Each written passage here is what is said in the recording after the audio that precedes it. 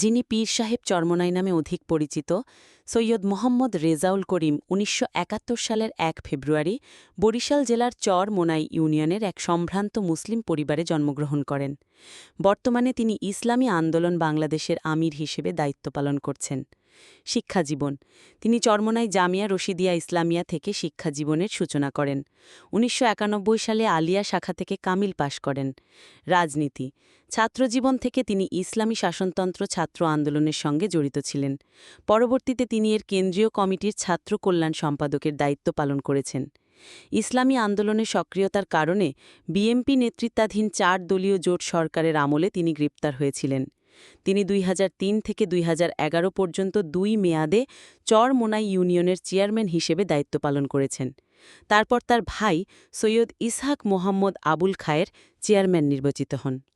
২০০৬ সালের ২৫ নভেম্বর তার পিতার মৃত্যুর পর তিনি ইসলামী আন্দোলন বাংলাদেশ ও বাংলাদেশ মুজাহিদ কমিটির আমির নির্বাচিত হন। তাসাউফ: ১৯৯৪ সালে তার পিতা সৈয়দ ফজলুল করিম থেকে তিনি খেলাফত প্রাপ্ত হন।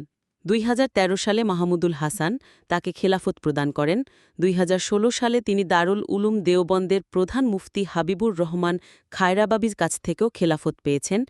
রেজাউল করিম পীর সাহেব চরমোনাইয়ের অর্থ ও সম্পদের পরিমাণ সম্পর্কে সুনির্দিষ্ট ও যাচাইকৃত তথ্য পাওয়া বেশ কঠিন, যেমন নির্বাচনী হলফনামা বা নির্ভরযোগ্য গণমাধ্যমের প্রতিবেদন তার মোট সম্পদের পরিমাণ স্পষ্টভাবে প্রকাশ করে না।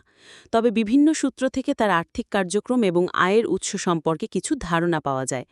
বিভিন্ন সময়ে সংবাদ মাধ্যমে তার আর্থিক সংশ্লিষ্টতার খবরও প্রকাশিত হয়েছে। একটি ঘটনায় তিনি প্রধান নির্বাচন কমিশনারকে ৫০০ কোটি টাকা ক্ষতিপূরণের দাবিতে একটি লিগ্যাল নোটিশ পাঠিয়েছিলেন। যদিও এর ফলাফল সম্পর্কে বিস্তারিত কিছু জানা যায়নি, তবে এটি তার আর্থিক সক্ষমতার একটি পরোক্ষ ইঙ্গিত দেয়। অপরদিকে ২০২২ সালের অক্টোবরে বাংলাদেশ ফাইন্যান্সিয়াল ইন্টেলিজেন্স ইউনিট বা বিএফআইইউ তার ভাই এবং ইসলামী আন্দোলন বাংলাদেশের সিনিয়র নায়েবে আমির মুফতি সৈয়দ মোহাম্মদ ফয়জুল করিমের ব্যাংক হিসাব তলব করেছিল। এই ঘটনাটিও তাদের পরিবারের আর্থিক স্বচ্ছতা নিয়ে প্রশ্ন তৈরি করে।